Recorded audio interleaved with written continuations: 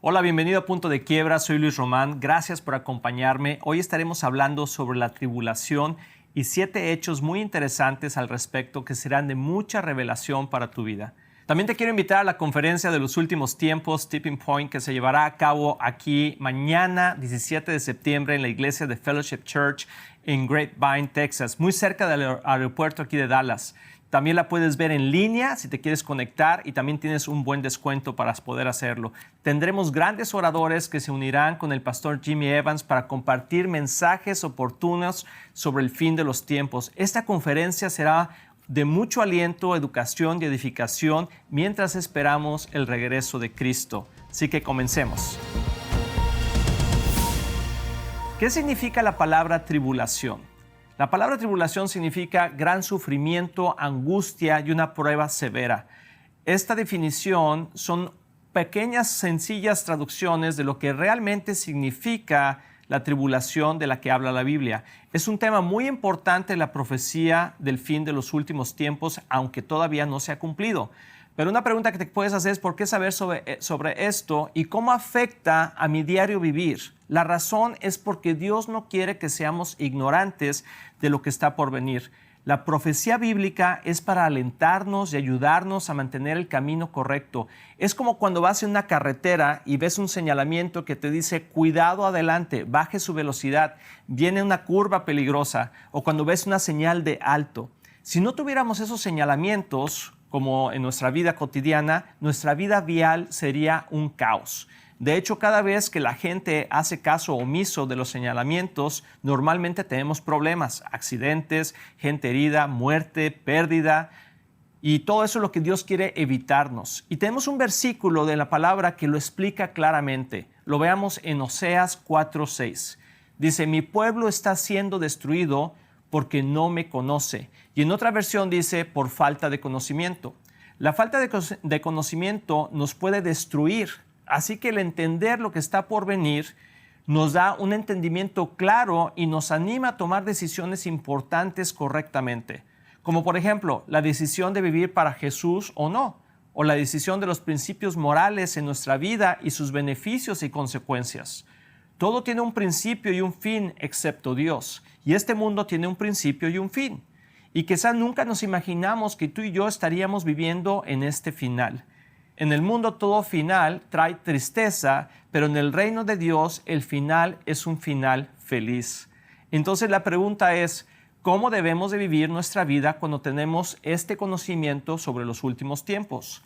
Con gratitud y de la mejor manera posible, sin temor, aprovechando cada día al máximo y sabiendo que un día Jesús regresará y que todo será mucho mejor que hoy. Esa es nuestra esperanza y nuestra promesa. Jesús no va a regresar para echar a perder la fiesta, sino que es para restaurar todo el dolor, enfermedad, muerte y una vida de justicia, paz y gozo traer a nuestros corazones.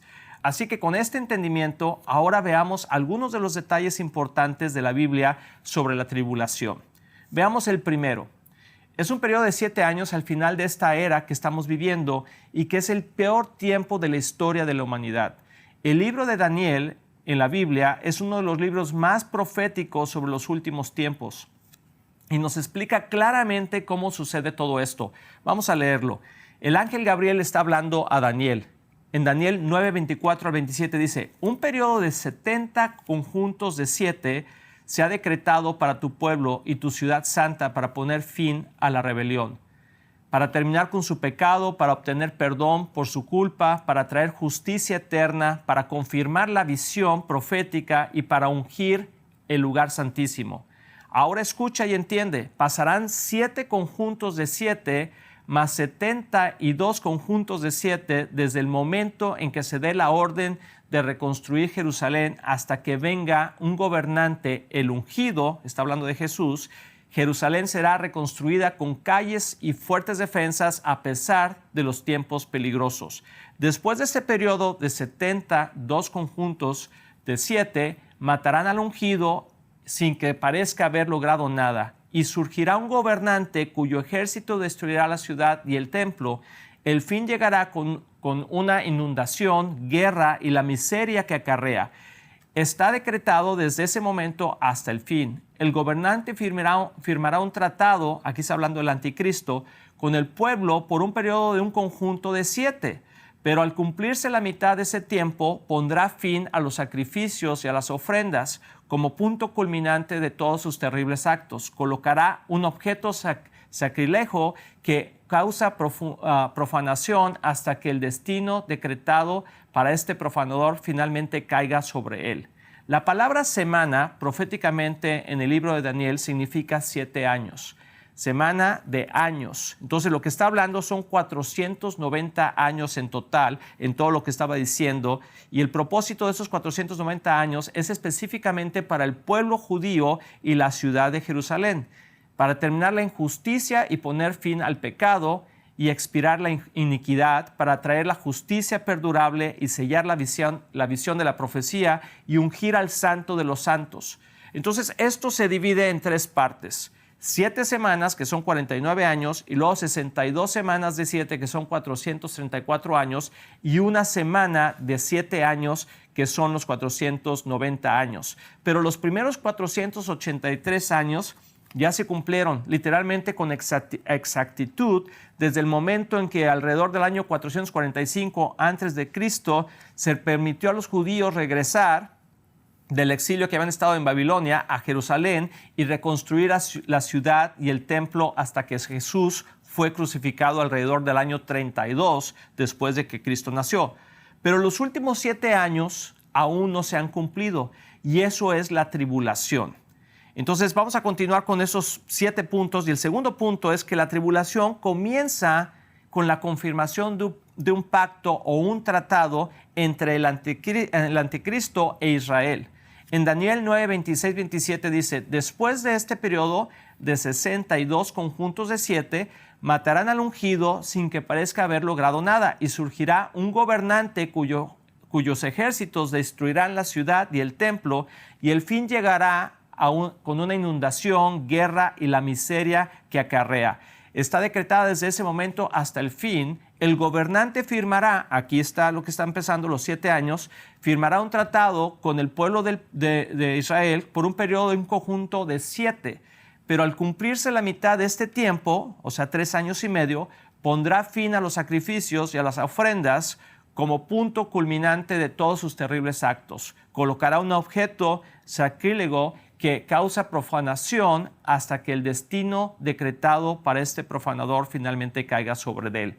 Entonces, el propósito del tratado que va a hacer el anticristo con Israel obviamente no está consciente que está haciendo un pacto con el anticristo, pero el propósito es permitir a los judíos construir su templo y permitir los sacrificios de animales. O sea, algo que tú y yo tenemos que saber es que Israel está esperando volver, tiene una palabra profética que va a volver a construir el templo de Salomón, donde se van a restaurar los sacrificios que hacían hacia Dios con animales, corderos, etcétera, ¿no? Entonces, de eso está hablando, que este pacto va a permitir que vuelvan a reconstruir el templo y empezar los sacrificios. Sabemos que esto sucederá porque en medio de la tribulación el anticristo detiene los sacrificios y las ofrendas y se sienta en el templo reconstruido proclamando que Él es Dios.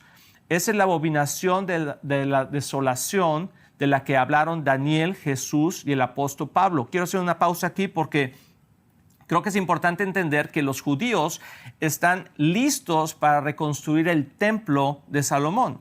Y todavía no se ha llevado a cabo, pero están preparados para poderlo hacer. Entonces, cuando venga la tribulación, uno de los puntos centrales de esta tribulación es que van a permitirle a los judíos volver a construir el templo. Entonces, tú y yo, como veíamos hace rato, cuando tenemos revelación de estas cosas y empezamos a ver que todo eso está pasando, entonces podemos darnos cuenta de los tiempos en los que estamos viviendo.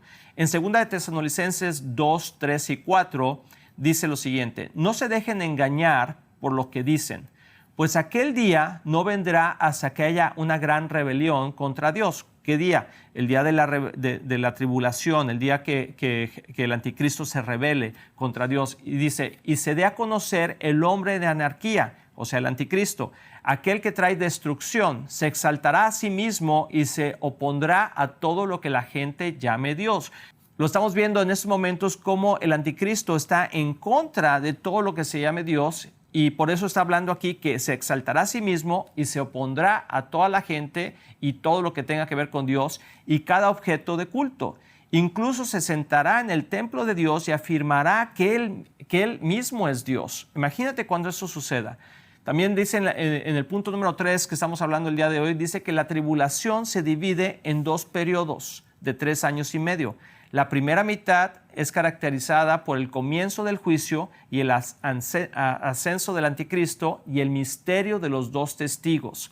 Vamos a hablar esto de los 2 testigos. Vamos a ver Apocalipsis 11 del 3 al 13. Dice lo siguiente: mientras tanto, yo daré poder a mis 2 testigos, y ellos se vestirán de tela áspera y profetizarán durante esos 1260 días. Estos 2 profetas, que son 3 años y medio, estos 2 profetas son los 2 olivos y los 2 candelabros que están delante del Señor de toda la tierra. Si alguien trata de hacerles daño, sale fuego de sus bocas y consume a sus enemigos. Así debe morir cualquiera que intente hacerles daño. Es interesante esto porque eso es algo sobrenatural, es como una película, ¿verdad? Pero va a suceder de esta manera. Dice lo siguiente en el versículo 6, ellos tienen el poder de cerrar los cielos para que no llueva durante el tiempo que profeticen. Imagínate eso. También tienen el poder de convertir los ríos y los mares en sangre y de azotar la tierra cuantas veces quieran con toda clase de plagas. Cuando los testigos hayan terminado de dar su testimonio, la bestia que sube del abismo sin fondo declarará la guerra contra ellos. Los conquistará y los matará, y sus cuerpos quedarán tendidos en la calle principal de Jerusalén, la ciudad que simbólicamente se llama Sodoma y Egipto, la ciudad de la cual su Señor fue crucificado. Y durante 3 días y medio, todos los pueblos y todas las tribus, lenguas y naciones se quedarán mirando los cadáveres. ¿Cómo va a suceder esto?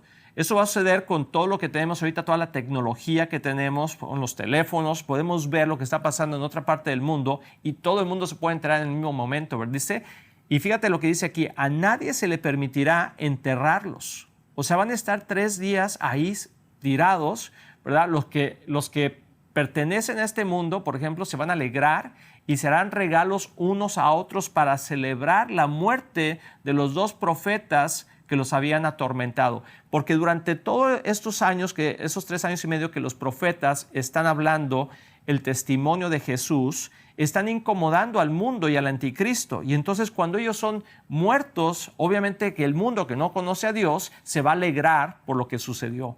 Pero después de 3 días y medio, Dios soplará vida en ellos y se van a poner de pie. Y el terror se va a apoderar de todos los que estén mirando. Luego una fuerte voz del cielo llamó a los profetas, suban aquí. Entonces ellos subieron al cielo en una nube mientras sus enemigos los veían.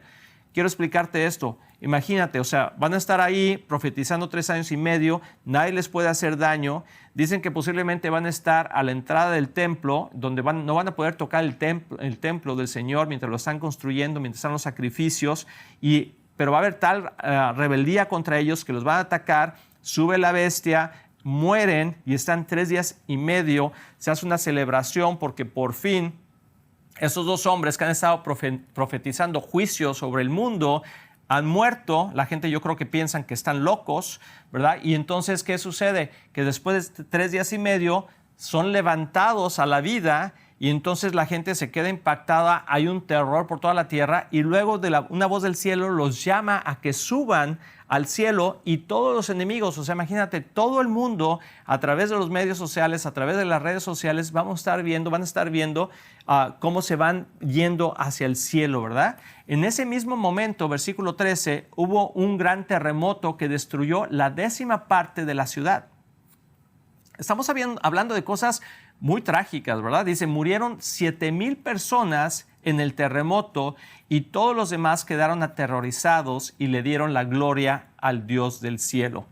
Creo que los 2 testigos son Enoc y Elías. Algunos teólogos también dicen que podría ser Moisés. Lo vamos a ver, ¿verdad? No vamos a saber exactamente, pero parece que es Enoc y Elías. Y el cuarto punto es la segunda mitad de la tribulación. O sea, ya vimos la primera mitad. ¿Qué pasa después de la segunda mitad? Bueno, eso es lo que Jesucristo dijo, será el mayor tiempo de sufrimiento y angustia en la historia del mundo, porque ya no están los dos testigos, ya no está el Espíritu Santo sobre la tierra, ya hay una anarquía total en el mundo y el enemigo toma control de todo eso. Jesús lo comenta en Mateo 24, del 15 al 22, dice, llegará el día cuando verán lo que habló el profeta Daniel, el objeto sacrílego que causa profanación de pie en el lugar santo.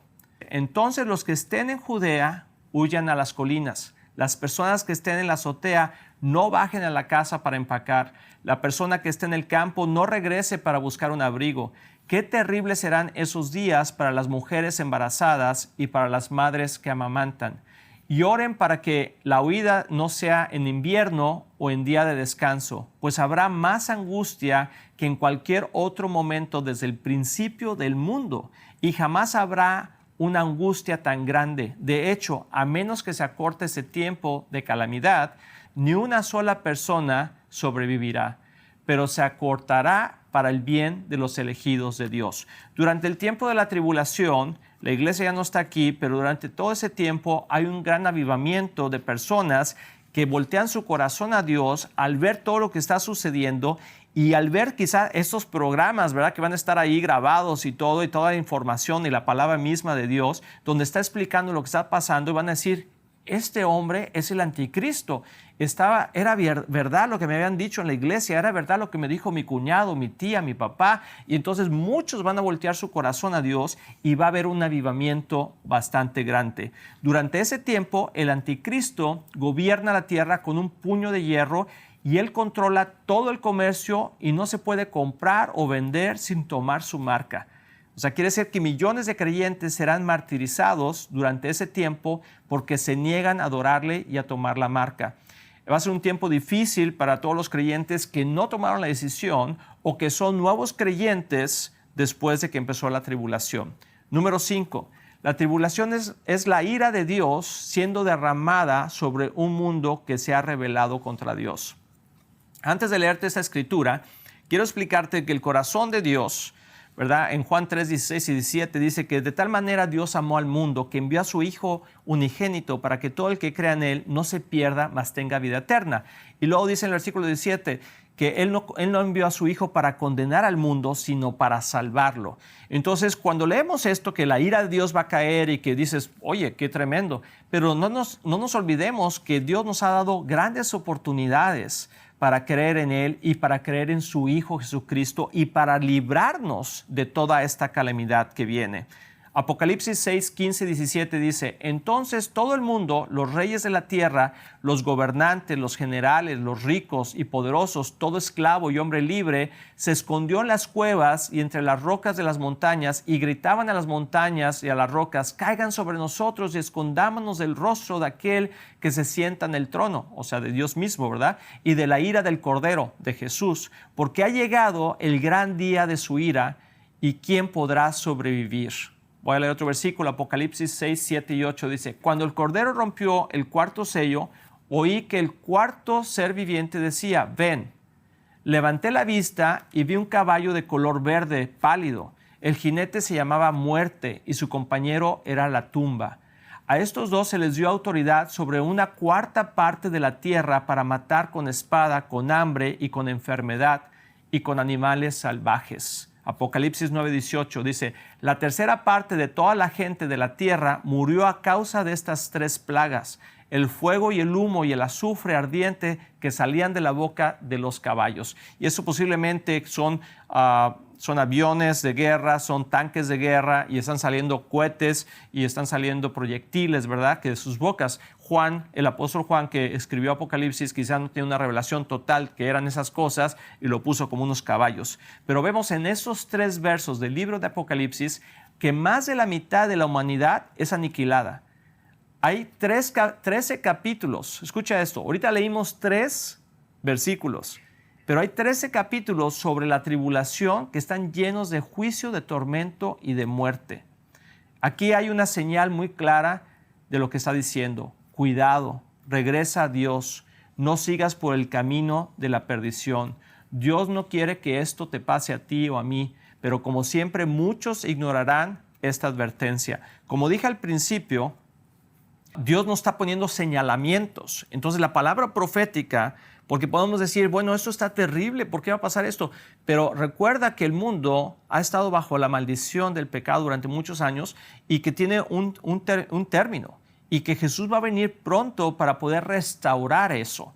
Y nos está diciendo y nos está advirtiendo, cuidado. Entonces no está diciendo que vamos a ir hacia allá, más bien nos está previniendo de no llegar a ese lugar. Y esa es la razón de la profecía bíblica. Número 6, la iglesia no estará presente durante la tribulación. O sea, el arrebatamiento o el rapto de la iglesia es antes de la tribulación. Eso es lo que nosotros creemos. Yo sé que hay gente que cree que va a ser a la mitad de la tribulación o otros al final de la tribulación. Vamos a ver, ¿verdad? Al final del día vamos a ver conforme pasan los tiempos, pero por lo que nosotros sabemos y vemos y hemos estudiado y vemos en la Escritura que es antes de la tribulación. Entonces, mientras el mundo experimenta la ira del Cordero, la iglesia está en la cena de las bodas del Cordero. Imagínate eso, o sea, es una promesa de Dios que estaremos cenando con Jesús, con el Cordero, en las bodas del Cordero. ¿Cuándo sucede eso?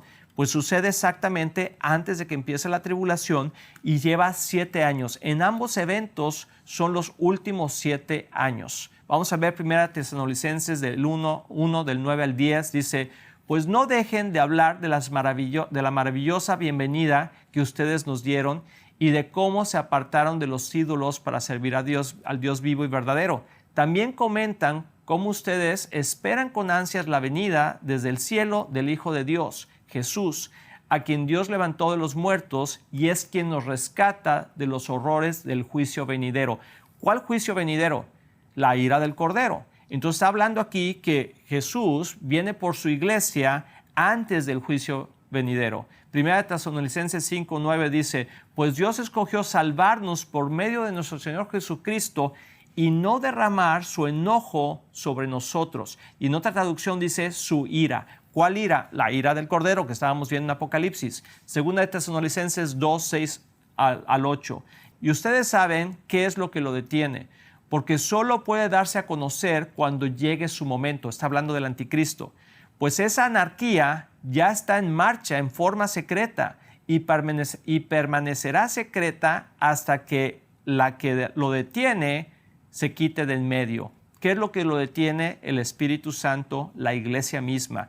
Entonces, el hombre de anarquía, cuando se quite eso, cuando nos vayamos de aquí en el rapto, el hombre de anarquía será dado a conocer, pero el Señor Jesús lo matará con el soplo de su boca y lo destruirá con el esplendor de su venida. ¿Cuál es su venida? La segunda venida de Cristo. No es el rapto, sino la segunda venida de Cristo. Número 7, y ese es el último punto que es muy interesante. Jesús regresará con la iglesia en el final de la tribulación y establecerá su reino milenario, o sea, 1000 años. Esto es muy interesante. Apocalipsis 19, del 11 al 21. Estamos casi al final de la Biblia.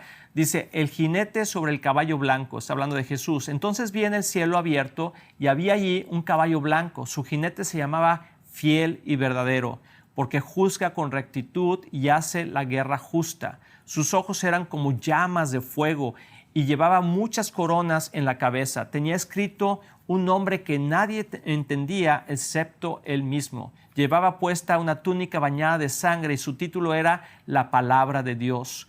Los ejércitos del cielo, vestidos de lino blanco y puro, la más alta calidad, lo seguían en caballos blancos. De su boca salía una espada afilada para derribar a las naciones. Él las gobernará con vara de hierro y desatará el furor de la ira de Dios, el Todopoderoso, como el jugo que corre del lagar.